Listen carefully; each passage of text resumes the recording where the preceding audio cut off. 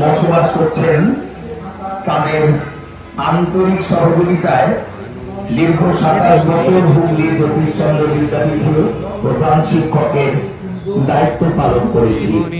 আর নিজের দায়িত্ব কতটা পালন করেছি সেটা বিচার এই জনসাধারণের। দীপক ছোটবেলায় স্বপ্ন দেখাতাম ক্লাস 10, ক্লাস 11, ক্লাস 12 বড় হয়ে ডাক্তার হবি, তোর এলাকায় মানুষদের তুই বিনা পয়সায় অথবা কম পয়সায় বা যার যখন প্রয়োজন তুই তাদের চিকিৎসা করবি, রক্তদানের অনুষ্ঠান করবি, আমি যাব। তা কয়েক বছর ধরেই এটা আপনাদের এখানে চলছে। আমি ঈশ্বরকে ধন্যবাদ জানাই, আমাদের সেই স্বপ্ন দীপক সার্থক করে তুলেছে। যদিও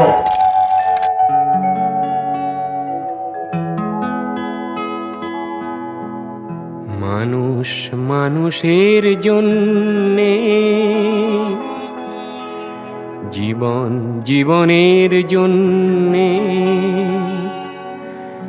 একটু সহানুভূতি কি মানুষ পেতে পারে না ও বন্ধু?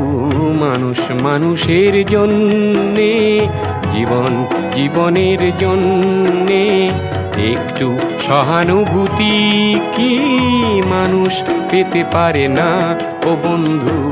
মানুষ মানুষের জন্যে।